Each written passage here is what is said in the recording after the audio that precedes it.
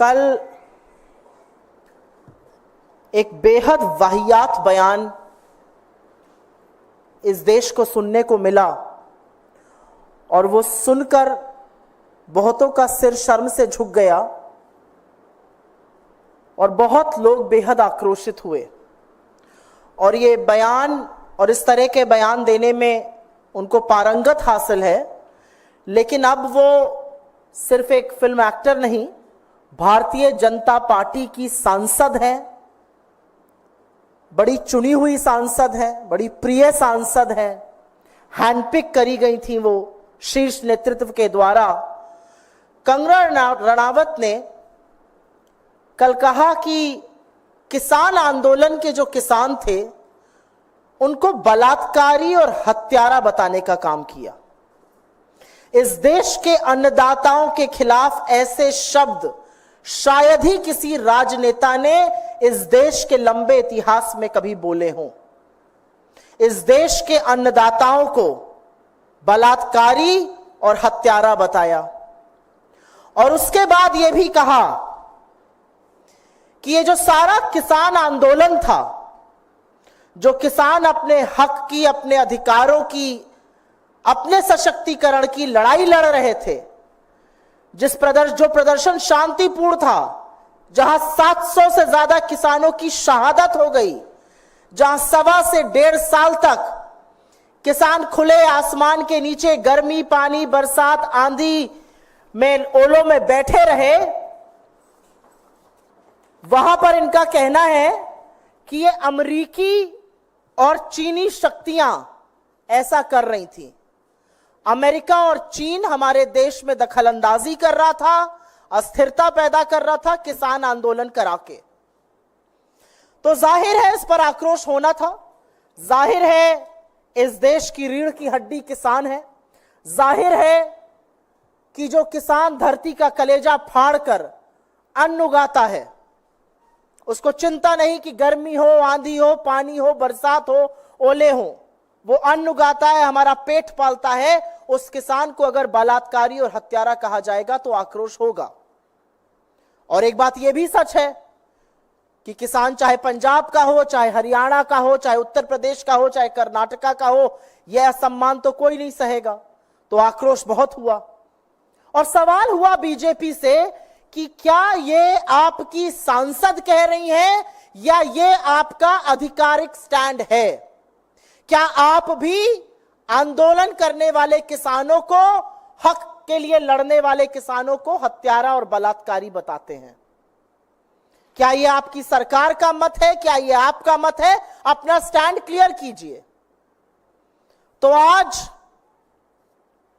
एक rare move में, क्योंकि हरियाणा का चुनाव भी पास में है और आगामी हार तो ऐसी है कि चुनाव टालने की मांग हो रही है।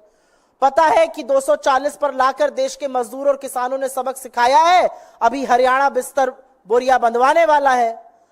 तो एक स्टेटमेंट आया भारतीय जनता पार्टी की ओर से जिसमें कहा गया कि किसान आंदोलन के परिप्रेक्ष्य में दिया गया बयान पार्टी का मत नहीं है, उनसे गहरी असहमति है इस बयान से और नीतिगत विषयों पर बोलने के लिए ना वो अधिकृत है, ना उनको अनुमति है और उनको निर्देशित किया गया है कि वो इस प्रकार के बयान भविष्य में ना दें। तो हमारे इस मंच से कुछ सवाल हैं।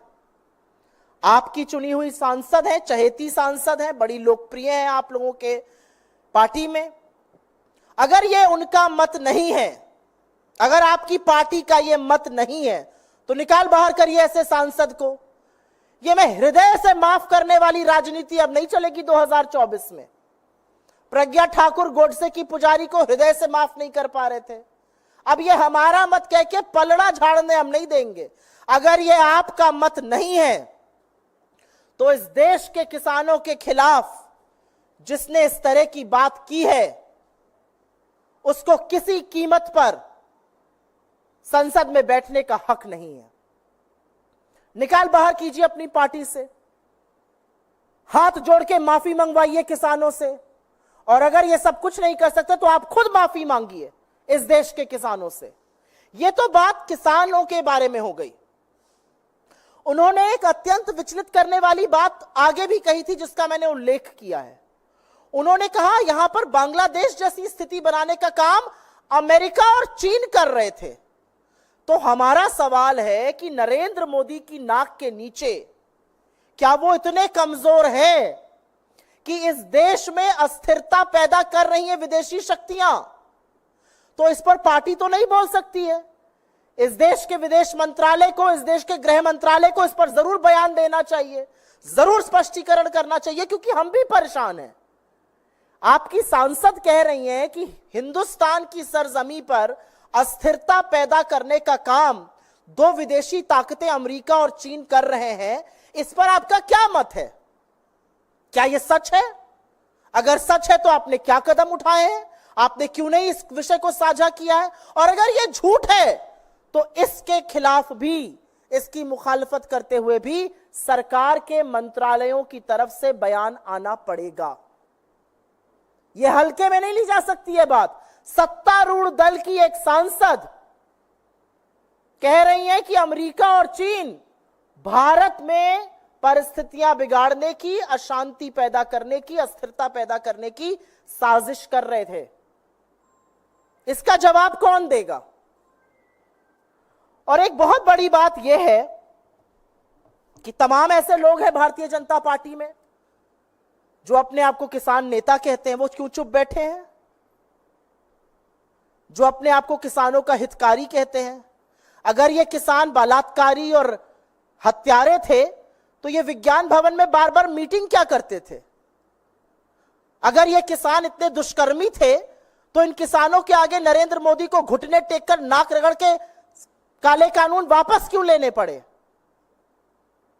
तो हमारा मानना है, और हम इस मंच से फिर से कहेंगे कि सरकार स्पष्टीकरण दे कि जो अस्थिरता पैदा करने की विदेशी शक्तियों द्वारा बात की गई है उसकी क्या सच्चाई है। पार्टी पलड़ा नहीं झाड़ सकती है कहकर कि यह हमारी राय नहीं है। आपकी राय नहीं है तो जिसकी इतनी कुत्सित राय है उसको अपनी पार्टी से निकाल फेंकिए। मूल मुद्दा यह है, यह हम आपके सामने आके कहना चाहते थे। इस देश के आजाद हिंदुस्तान के इतिहास में कभी भी हमारे किसानों को इन शब्दों से नवाजा नहीं गया है, और सत्तारूढ़ दल की एक सांसद ये करती है, और बीजेपी बस ये मुंह मोड़ लेगी कि यह हमारा मत नहीं है। अगर आपका मत नहीं है तो निकाल फेंकिए, और सरकार के स्पष्टीकरण का हम इंतजार करेंगे, क्योंकि देश में विदेशी ताकतें काबिज है। नरेंद्र मोदी की सरकार इतनी कमजोर है और यह सब हो रहा है, उसका भी सत्य सामने आना चाहिए। आपके सवालों का स्वागत है। जी हाँ, ये बहुत योगी आदित्यनाथ ने जो बयान दिया है आज की बटेंगे तो कटेंगे, बांग्लादेश जैसा हाल हो जाएगा, इसलिए एक रहें, नेक रहें, सुरक्षित रहें। मैं आप लोगों के सामने एक बात बोलना चाहती हूं। आज श्री कृष्ण की जन्माष्टमी है। श्री कृष्ण प्रेम का स्वरूप है, श्री कृष्ण समर्पण का स्वरूप है, वो अविरल है, वो आनंद का स्वरूप है। और ऐसे प्रेमी श्री कृष्ण की जन्माष्टमी पर इस तरह का वैमनस्य, नफरत में डुबोया हुआ वक्तव्य उत्तर प्रदेश के मुख्यमंत्री का, और वो भी श्री कृष्ण की जन्मभूमि पर, बेहद निंदनीय है। कुछ नहीं तो आज के दिन का ही थोड़ा अपमान न करते, कुछ नहीं तो आज के दिन की थोड़ी लाज, थोड़ी मर्यादा आज के दिन की रख लेते। भाजपा का जो कंगना रनावत का वक्तव्य है, वो कहता है भारतीय जनता पार्टी सबका साथ, सबका विकास, सबका विश्वास और सबका प्रयास इत्यादि इत्यादि जैसे खोखले शब्द हैं। भारतीय जनता पार्टी का योगी आदित्यनाथ के वक्तव्य के खिलाफ स्टेटमेंट कब आएगा? अब तो हम ये पूछना चाहते हैं। एक चुना हुआ मुख्यमंत्री ऐसे गंदे वक्तव्य दे, इस तरह की भाषा का प्रयोग करे, ये कहां तक उचित है? और भारतीय जनता पार्टी अपने आप को उनके वक्तव्य से कब दूर करेगी? और मुझे दुख इस बात का है कि योगी जी आज कृष्ण जन्मभूमि जाकर वहां पर आरती